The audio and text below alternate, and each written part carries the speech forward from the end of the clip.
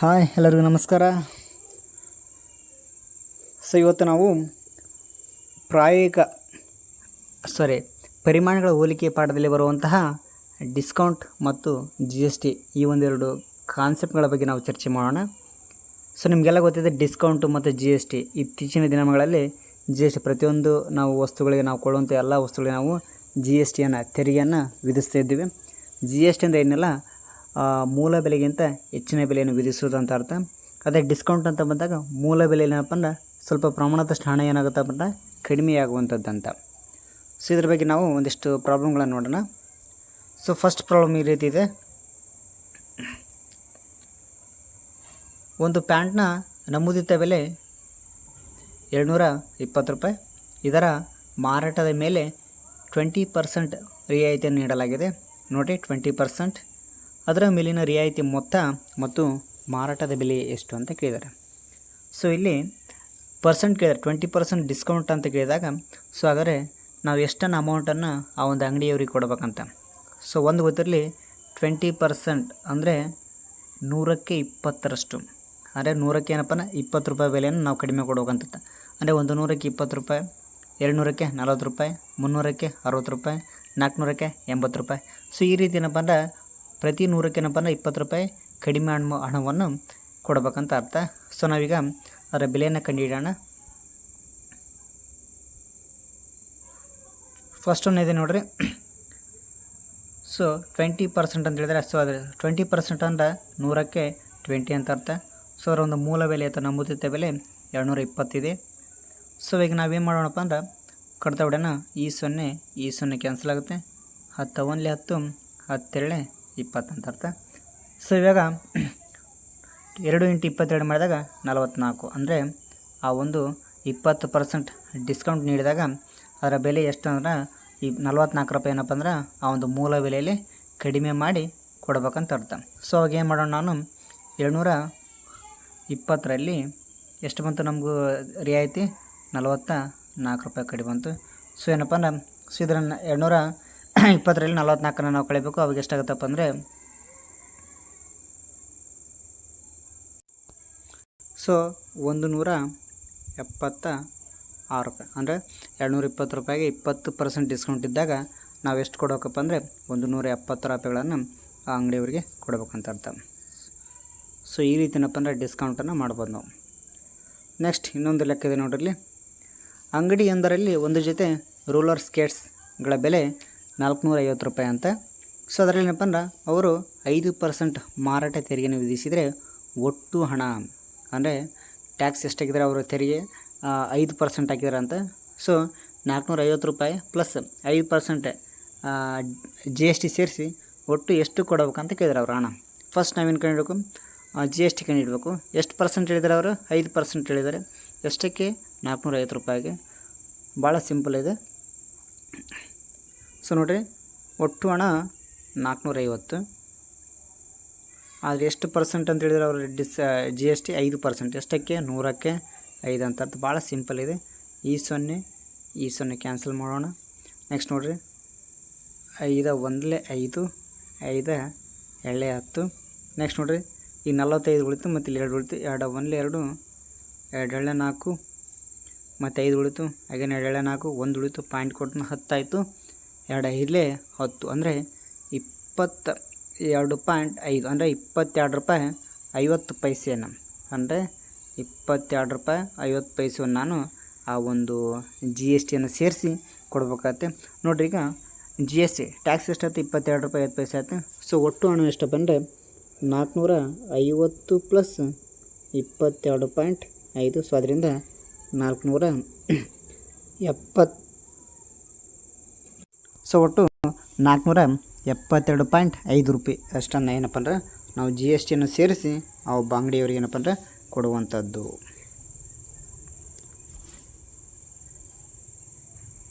S, ಇನ್ನೊಂದು ಇಲ್ಲಿ problem ಇದೆ ನೋಡಿರಿ. ಗ್ರಾಹಕರಿಂದ ತಂಪುಗೊಳಿಸಿ ಯಂತ್ರ ಅಂದರೆ ಹೇರ್ ಕೂಲರನ್ನು ಒಂದು ವಸ್ತುವನ್ನು 10% ತೆರಿಗೆಯನ್ನು ಒಳಗೊಂಡಂತೆ. ಅಂದರೆ ಒಂದು ವಸ್ತುವನ್ನು ಏನಪ್ಪ ಅಂದ್ರೆ ಕೊಟ್ಟಿದ್ದಾರೆ ಎಷ್ಟು? 3300 ರೂಪಾಯಿ. ಅಂದಿದ್ರಲ್ಲಿ GSTಯನ್ನು ಇನ್ಕ್ಲೂಡ್ ಮಾಡಿ ಕೊಟ್ಟಿದ್ದಾರೆ. ಅಂದರೆ ಎಷ್ಟು ಪರ್ಸೆಂಟ್ GSTನ? 10% GSTಯನ್ನು ಇನ್ಕ್ಲೂಡ್ ಮಾಡಿ ಕೊಟ್ಟಿದ್ದಾರೆ. ಸೊ ಖರೀದಿಸಿದಾಗ ವ್ಯಾಟನ್ನು ಹೊರತುಪಡಿಸಿದಂತೆ ಅಂದರೆ ಜಿ ಎಸ್ ಟಿಯನ್ನು ಸೇರಿಸದೆ ಕೊಟ್ಟಾಗ ಅದರ ಬೆಲೆ ಎಷ್ಟಂತ ಕೇಳಿದ್ದಾರೆ. ಸೊ ನಿಮಗೊಂದು ಗೊತ್ತಿರಲಿ, ಯಾವುದೇ ಒಂದು ವಸ್ತುವಿನ ಮೂಲ ಬೆಲೆ ಅಥವಾ ಅದಿದ್ದಾಗ ಅದರ ಒಂದು ಕೊಂಡ ಬೆಲೆ ಎಷ್ಟಾತಪ್ಪ ಅಂದ್ರೆ ನಾವು 100% ಅದು ತೊಗೋಬೇಕಂತ. ಇದು ಭಾಳ ಇಂಪಾರ್ಟೆಂಟ್. ಒಂದು ಮೂಲ ಬೆಲೆ ಏನಪ್ಪ ಅಂದ್ರೆ ಅದು ಫಸ್ಟ್ ನಾವು 100% ತೊಗೋಬೇಕಂತ. ಸೊ ಅವ್ರು ಏನು ಕೇಳಿದ್ರೆ ಜಿ ಎಸ್ ಟಿಯನ್ನು ಸೇರಿಸಿ, ಸೊ ಜಿ ಎಸ್ ಟಿನ ಸೇರಿಸಿದಾಗ ಏನಾಗತ್ತಪ್ಪ ಅಂದ್ರೆ ಹೆಚ್ಚಿಗೆ ಆಗುತ್ತೆ. ಸೊ ಎಷ್ಟು ಪರ್ಸೆಂಟ್, ಒಂದು ವೇಳೆ 5% ಹೆಚ್ಚಿಗೆ ಆದರೆ 105 ಆಗುತ್ತೆ, ಅದು 8% ಆದರೆ 108% ಆಗುತ್ತೆ ಅಂತ ಅರ್ಥ, ಹೆಚ್ಚಿಗೆ ಮಾಡಿ. ಅದೇ ಒಂದು ವೇಳೆ ಜಿ ಎಸ್ ಟಿನ ಕಡಿಮೆ ಮಾಡಿ ಎಷ್ಟು 2%, 3%, 5% ಅಂದಾಗ ನಾವು 100ರಲ್ಲಿ ಏನಪ್ಪ ಕಳಿಬೇಕಂತ ಅರ್ಥ. ಸೊ ಈಗೇನು ಹೇಳಿದ್ರೆ ಅವರು 10% ತೆರಿಗೆನ ಒಳಗೊಂಡೈತೆ ಅಂದರೆ 100ಕ್ಕೆ 10 ಸೇರ್ತಾನೆ, ಎಷ್ಟಾಗುತ್ತೆ 110% ಅಂತ ಅರ್ಥ. ಸೊ ಜಿ ಎಸ್ ಟಿನ ಒಳಗೊಂಡಂತೆ 110% ಆಗುತ್ತೆ. ಅವಾಗ ಎಷ್ಟು ಬೆಲೆ ಅದರ ಬೆಲೆ 3300 ರೂಪಾಯಿ. ಆದರೆ ಜಿ ಎಸ್ ಟಿಯನ್ನು ಹೊರತುಪಡಿಸಿ ಅಂದರೆ ಅಂದರೆ ಒಂದು ವಸ್ತುವಿನ ಮೂಲ ಬೆಲೆ ಎಷ್ಟು 100 ಇರುತ್ತೆ. ಸೊ 100% ಇದ್ದಾಗ ಅದ್ರ ಬೆಲೆ ಎಷ್ಟು ಅಂತ ಕೇಳಿದ್ರೆ, ಸೊ ಅದು ಗೊತ್ತಿಲ್ಲ ನನಗೆ, ಅದನ್ನ ಎಕ್ಸ್ ಅಂತ ಇಟ್ಕೊತೀನಿ. ಸೊ ಈಗ ನೀವು ಸುಲಭವಾಗಿ ಮಾಡ್ಬೋದು. ಇದನ್ನ ಓರೆ ಗುಣಾಕಾರ ಮಾಡಿರಿ, ಏನಾಗುತ್ತಪ್ಪ ಅಂದರೆ ಓರೆ ಗುಣಾಕಾರ ಮಾಡೋಣ. ಎಕ್ಸ್ ಗುಂಡ್ಲೆ 110, 100 ಗುಂಡ್ಲೆ 300, 3300 ಮಾಡೋಣ. ಸೊ 110 ಗುಂಡ್ಲೆ x that is equal to 3300 ಗುಂಡ್ಲೆ 100 ಆಗುತ್ತೆ. ಸೊ ನಮಗೆ ಎಕ್ಸ್ನ ಬೆಲೆ ಬೇಕು, ಮೂಲ ಬೆಲೆ. ಆದ್ದರಿಂದ 3300 ಗುಂಡ್ಲೆ 110 ಬಾಗಲೇ 100 ಆಗುತ್ತೆ. ಈ ಕಡೆ ತಗೊಳ್ಳೋಣ, ಏನು ಮಾಡೋಣ, ಈ 0 ಕ್ಯಾನ್ಸಲ್ ಆಯಿತು. ನೆಕ್ಸ್ಟ್ ಇಲ್ಲಿ 11 ಇದನ್ನು 11 ಬರಲಿ, 11 11 3 33, ಇಲ್ಲಿ 2 0 ಇದೆ, 2 0 ಸೇರ್ತಾನೆ 2 0. ಈಗ ಅಂಶದ ಏನು ಉಳಿದ್ರು 300 ಗುಂಡ್ಲೆ ಎಷ್ಟು ಉಳಿತಪ್ಪ ಅಂದ್ರೆ 100 ಉಳಿತು. ಆದ್ದರಿಂದ 300 ಇಂಟು 10 ಉಳಿತು ಅಲ್ಲಿ ಕೇಳಿ. ಸೊ ಅದರಿಂದ ಈ ಗುಣಿಸೋಣ, 3 ಗುಂಡ್ಲೆ 3 1 3 ಎಷ್ಟು 0 3 0 1 2 3. ಸೊ ಅದರಿಂದ ಆ ವಸ್ತುವನ್ನು ಅಂದರೆ ಜಿ ಎಸ್ ಟಿ 10% ಸೇರಿಸೋಕ್ಕಿಂತ ಮೊದಲು ಆ ವಸ್ತುವಿನ ಬೆಲೆ 3000 ರೂಪಾಯಿ ಇತ್ತು. ಯಾವಾಗ ಅವರು ಅದಕ್ಕೆ 10% ಜಿ ಎಸ್ ಟಿಯನ್ನು ಟ್ಯಾಕ್ಸನ್ನು ಹಾಕಿದ್ರು ಅವಾಗ ಏನಪ್ಪ ಅಂದ್ರೆ 3300 ರೂಪಾಯಿ ಆಗುತ್ತೆ. ಆದ್ದರಿಂದ ಜಿ ಎಸ್ ಟಿ ಹಾಕುವ ಮೊದಲು ಆ ಒಂದು ಏರ್ ಕೂಲರ್ನ ಬೆಲೆ 3000 ರೂಪಾಯಿ ಆಗಿರುತ್ತೆ ಅಂತ ನಾವು ಈ ರೀತಿ ಕಂಡುಹಿಡಿಬೋದು. ಇದಕ್ಕೆ ಏನು ಕರಿತೀವಪ್ಪ ನಾವು ಏಕಾಂಶ ಪದ್ಧತಿ ಅಂತ ಕರಿತೀವಿ. ಸೊ ಈ ರೀತಿಯ ಕೂಡ ಏನಂದ್ರೆ ನಾವು ಮಾಡ್ಬೋದು.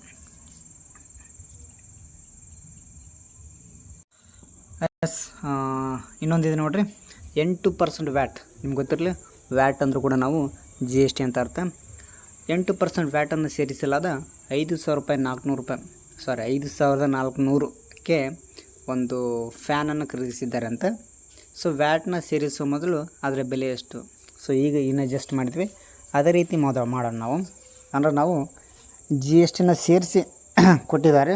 ಸೊ ಜಿ ಎಸ್ ಟಿನ ಸೇರಿಸಿದಾಗ ನಾವು ಅದಕ್ಕೆ 100% ಈ ಒಂದು ಪರ್ಸೆಂಟೇಜನ್ನು ಕೂಡಿಸ್ಬೇಕಂತ ಅರ್ಥ.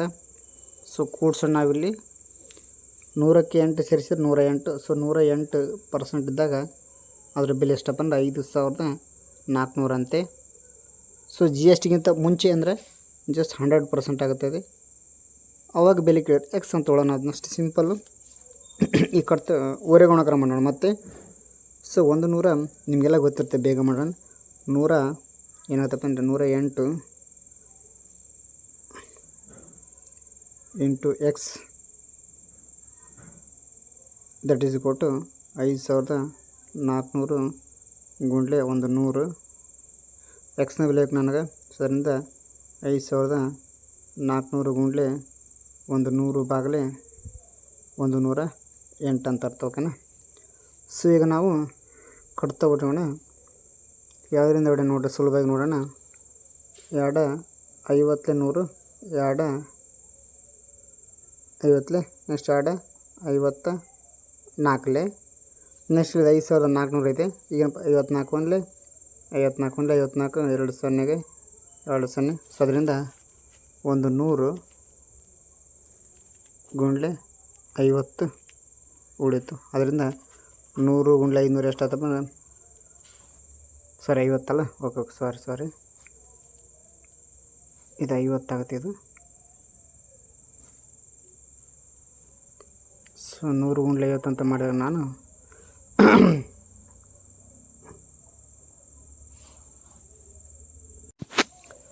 ಸೊ 5000 ರೂಪಾಯಿ. ಸೊ 100 × 50 ಮಾಡಿದಾಗ 5,000 ರೂಪಾಯಿಗಳು. ಅಂದರೆ 8% ಜಿ ಎಸ್ ಟಿನ ಸೇರಿಸುವ ಮೊದಲು ಆ ಒಂದು ವಸ್ತುವನ್ನು ಕೊಳ್ಳುವ ಬೆಲೆ ಎಷ್ಟಪ್ಪ ಅಂದ್ರೆ ಮೂಲ ಬೆಲೆ ಎಷ್ಟಪ್ಪ ಅಂದ್ರೆ 5,000 ರೂಪಾಯಿ ಆಗಿರುತ್ತೆ.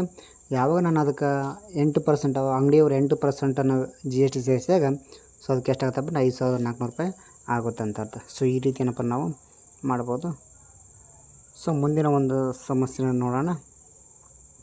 ಇಲ್ಲಿದೆ ನೋಡಿರಿ. ಒಂದು ವಸ್ತುವನ್ನು 18% ಜಿ ಎಸ್ ಟಿಯೊಂದಿಗೆ 1,239 ರೂಪಾಯಿಗೆ ಖರೀದಿಸಲಾಯಿತು. ಹಾಗಾದರೆ ಜಿ ಎಸ್ ಟಿ ಸೇರಿಸುವ ಮೊದಲು ವಸ್ತುವಿನ ಬೆಲೆ ಎಷ್ಟು? ಇದು ಸೇಮ್ ಪ್ರಾಬ್ಲಮ್ಮು.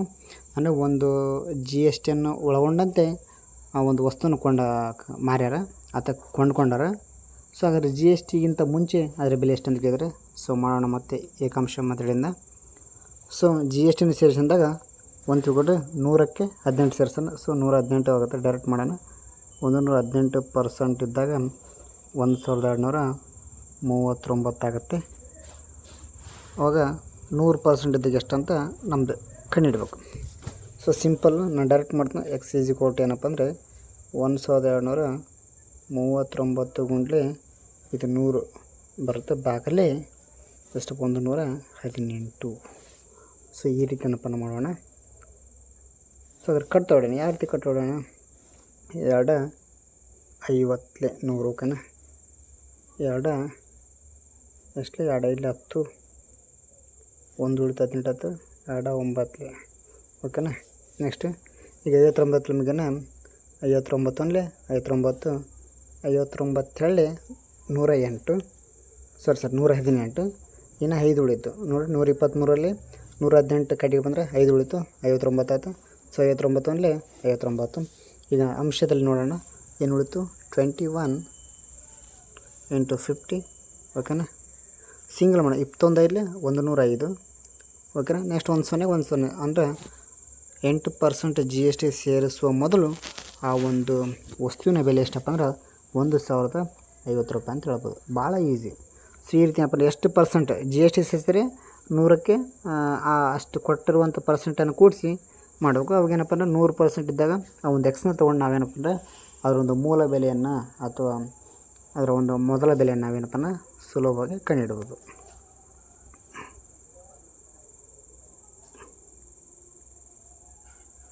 ಇಲ್ಲಿ ಒಂದಿತ್ತು ನೋಡಿ. ಅರುಣನು ಒಂದು ಜೋಡಿ ಸ್ಕೇಟ್ಗಳನ್ನು ಮಾರಾಟದಲ್ಲಿ ಕೊಂಡಂತೆ. ಸೊ ಅಲ್ಲಿ ನೀಡಲಾದ ರಿಯಾಯಿತಿಯು 20% ಆಗಿತ್ತಂತೆ. ಸೊ ಅವನು ಪಾವತಿಸುವ ಮೊತ್ತ 1,600 ರೂಪಾಯಿ ಆಗಿದ್ದರೆ ನಮೂದಿತ ಬೆಲೆಯನ್ನು ಕಂಡುಹಿಡಿಯಿರಿ. ಅಂದರೆ ಆಗಲೇ ಅವನು ಎಷ್ಟು ಕೊಟ್ಟನ 1,400 ರೂಪಾಯಿ ಕೊಟ್ಟನಂತೆ. ಅವ್ರು ಕೊಟ್ಟರಂತ. ಆದರೆ ಅದರಿಂದ ಮೂಲ ಬೆಲೆ ಎಷ್ಟಾಗತ್ತೆ ಅಂತ 20% ಸೇರಿಸಿ ಕೇಳಿದ್ದಾರೆ. ಸೊ ಒಂದು ಮಾಡೋಣ. ಇವಾಗ ನಮಗೆ ಮೂಲ ಬೆಲೆ ಗೊತ್ತಿಲ್ಲ. ಅವ್ರು ಎಷ್ಟು ಕೊಟ್ಟಿದ್ದಾರೆ 1,600 ಕೊಟ್ಟಿದ್ದಾರೆ. ಅದನ್ನ ಅಷ್ಟ ಬರ್ಕೊಂಡು ಈಜಿ ಕೊಟ್ಟು ಎಷ್ಟು ಪರ್ಸೆಂಟ್ ಡಿಸ್ಕೌಂಟ್ ಅಂತ ಹೇಳಿದರೆ 20% ಅದು. ಸೊ 100ಕ್ಕೆ 20. ನನಗೇನದು ಮೂಲ ಬೆಲೆ ಕೇಳ್ಯಾರ ನಮೂದಿತ ಬೆಲೆ ಅದು ಗೊತ್ತಿಲ್ಲ. ಅದು ಹಂಗೆ ಇರಲಿ ನಮೂದಿತ ಬೆಲೆ ಅಥವಾ ಅದನ್ನ ಎಕ್ಸ್ ಅಂತ ಇಟ್ಬಿಡೋಣ. ಎಕ್ಸ್ ಇಟ್ಟು ಓಕೆನಾ. ಎಕ್ಸ್ ತೊಗೊಳ್ಳೋಣ. ಸೊ ಇವಾಗ ಇದು ಭಾಗಾಕಾರ ಇದೆ, ಈ ಕಡೆ ಬಂದರೆ ಗುಣಾಕಾರ. ಸೊ 1600 ಗುಂಡ್ಲೆ 100 ಓಕೆನಾ. ಇದು ಗುಣಾಕಾರ, ಈ ಕಡೆ ಬಂದರೆ ಭಾಗಾಕಾರ ಆಗುತ್ತೆ. That is equal to x ಅಥವಾ ನಮೂದಿತ ಬೆಲೆ. ಸೊ ನೋಡಿ ಎಷ್ಟು ಸಿಂಪಲ್ ಇದೆ. 2 1 2 21 20 25 100 ಓಕೆನಾ. ಈಗ ಉಳಿದಿದ್ದೇನು 1600 ಗುಂಡ್ಲೆ ಎಷ್ಟಪ್ಪ ಅಂದ್ರೆ 50 5 1600 ಗುಂಡ್ಲೆ 5 ಈ ಗುಣಿಸೋಣ 16 80 ಎಷ್ಟು 0 ಇದೆ 2 0 2 0 ಸೇರ್ಸೋಣ 8,000. ಅಂದರೆ ಆ ಒಂದು 2 ಜೋಡಿ ಸ್ಕೇಟ್ಗಳ ಬೆಲೆ ಎಷ್ಟಪ್ಪ ಅಂದ್ರೆ 8,000 ರೂಪಾಯಿ ಆಗಿರ್ತಂತೆ. ಅದರಲ್ಲಿ ಏನಪ್ಪ ಅಂದ್ರೆ ಅವರು 20% ಡಿಸ್ಕೌಂಟ್ ಕೊಟ್ಟಾಗ ಏನಪ್ಪ ಅಂದ್ರೆ ಅವ್ರು ಏನಪ್ಪ ಅಂದ್ರೆ 1600 ಕೊಡ್ತಾರೆ.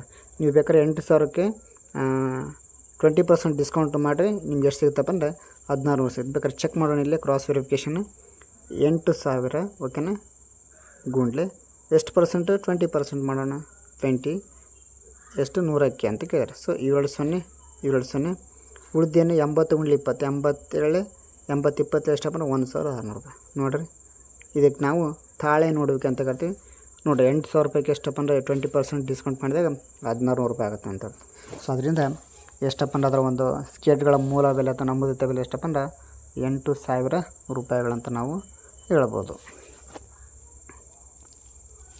ನೆಕ್ಸ್ಟ್ ಕ್ವೆಶ್ಚನ್ ನೋಡೋಣ. ಎಸ್, ಇಲ್ಲೊಂದಿದೆ ನೋಡಿರಿ. ಒಂದು ಟಿ ವಿಯ ಬೆಲೆ 13,000 ರೂಪಾಯಿ ಅಂತ, ಅದರ ಮೇಲೆ ವಿಧಿಸಲಾದ ಮಾರಾಟ ದರ ಅಂದರೆ ಟ್ಯಾಕ್ಸ್ ಹೇಳಿದ್ದಾರೆ, GST ಹಾಕಿದ್ದಾರೆ. ಎಷ್ಟು? 12% ಹಾಕಿದ್ದಾರೆ ಅಂತ. ಸೊ ವಿನೋದನ ಅದನ್ನು ಖರೀದಿಸಿದರೆ ಪಾವತಿಸಬೇಕಾದ ಒಟ್ಟು ಮೊತ್ತ ಕೇಳಿದ್ದಾರೆ. ಸಿಂಪಲ್, GST ಬಿಫೋರು GST ಆಫ್ಟರ್ನ ಎರಡನ್ನು ಕೂಡಿಸಿಬಿಟ್ರೆ ಏನಪ್ಪ ಅಂದ್ರೆ ಒಟ್ಟು ಮೊತ್ತ ಸಿಗುತ್ತೆ. ಫಸ್ಟ್ ಎಷ್ಟು GST ಆಗುತ್ತೆ ಅಂತ ಕಂಡುಹಿಡಿಯೋಣ. ಸಿಂಪಲ್ ಇದೆ. ಸೊ 13,000 ಅಂತೆ. ಎಷ್ಟು ಪರ್ಸೆಂಟ್ GST? 12% ಅಂತ. ಎಷ್ಟಕ್ಕೆ? 100ಕ್ಕೆ 12. ಇದು ಗೊತ್ತಿರಲಿ. ಸಿಂಪಲ್ ಇದೆ ನೋಡಿ. 2 ಉಳಿದಿದ್ದೇನು? 130 ಗುಂಡ್ಲೆ 12. ಸೊ ಇವಾಗ ನಾವು ಗುಣಿಸೋಣ. 130 ಗುಂಡ್ಲೆ 12ರಿಂದ ಗುಣಿಸೋಣ. 12 0 0, 12 3 36, 10ಕ್ಕೆ 3, ಓಕೆನಾ. 12 1 12 + 3 15, 12 3 ಎಷ್ಟು? 15. ಆದ್ದರಿಂದ 1,560 ರೂಪಾಯಿ. ಅಂದರೆ GST ಎಷ್ಟಾಗುತ್ತಪ್ಪ ಅಂದರೆ 13,000ಕ್ಕೆ GST 12% GST ಎಷ್ಟಾಗುತ್ತಪ್ಪ ಅಂದರೆ 1,560 ಆಗುತ್ತೆ. ಸೊ ಅವ್ರೇನು ಕೇಳಿದ್ರೆ ಒಟ್ಟು ಮೊತ್ತ ಕೇಳಿದ್ದಾರೆ. ಆದ್ದರಿಂದ ನಾವೇನು ಮಾಡಬೇಕಪ್ಪ ಅಂದ್ರೆ 13,000 ಪ್ಲಸ್ 1,560 ಕೂಡಿಸಿದ್ರೆ ಎಷ್ಟು ಬರ್ತಪ್ಪ ಅಂದ್ರೆ 14,560 ರೂಪಾಯಿಗಳು ಬರ್ತವೆ. ಒಟ್ಟು 12% ಟ್ಯಾಕ್ಸನ್ನು ಒಳಗೊಂಡಂತೆ ನಾವು ಆ ಟಿ ವಿ ಬೆಲೆ ಎಷ್ಟು ಕೊಡೋಕಪ್ಪ ಅಂದ್ರೆ 14,560 ರೂಪಾಯಿಗಳನ್ನು ಆ ಅಂಗಡಿಯವರಿಗೆ ಕೊಡಬೇಕಂತ ಅರ್ಥ. ಸೊ ಈ ರೀತಿ ಏನಪ್ಪ ಅಂದ್ರೆ ಟ್ಯಾಕ್ಸ್ ಮತ್ತು ಡಿಸ್ಕೌಂಟನ್ನು ಏನಪ್ಪ ಅಂದ್ರೆ ಒಟ್ಟಾರೆಯಾಗಿ ಈ ಒಂದು ವಿಡಿಯೋದಲ್ಲಿ ನಾವು ಚರ್ಚೆ ಮಾಡಲಾಯಿತು. ಸೊ ಭಾಳ ಸಿಂಪಲ್. ಮುಂದಿನ ಒಂದು ಎಕ್ಸಾಮಲ್ಲಿ ಇನ್ನೂ 5 ದಿನ ಇರ್ಬೋದು ಎಕ್ಸಾಮು. ಸೊ ಅದರಲ್ಲಿ ಏನಪ್ಪ ಅಂದ್ರೆ ಈ ಒಂದು ಪಾಠದಲ್ಲಿ ಪಕ್ಕ ಒಂದು ಕ್ವಶನ್ ಬಂದು ಬರುತ್ತೆ. ಸೊ ಸೂತ್ರಗಳನ್ನು ಮಾತ್ರ ನೆನಪಿಟ್ಟಾಗ ಏನಪ್ಪ ಅಂದ್ರೆ ಅವು ಸುಲಭವಾಗಿ ನಾವು ಪರಿಹಾರವನ್ನು ಕಂಡುಕೊಳ್ಬೋದು. ಸೊ ಮುಂದಿನ ವಿಡಿಯೋದಲ್ಲಿ ಒಂದು ಹೊಸ ಅಧ್ಯಾಯವನ್ನು ಸ್ಟಾರ್ಟ್ ಮಾಡೋಣ. ನಮಸ್ಕಾರಗಳು.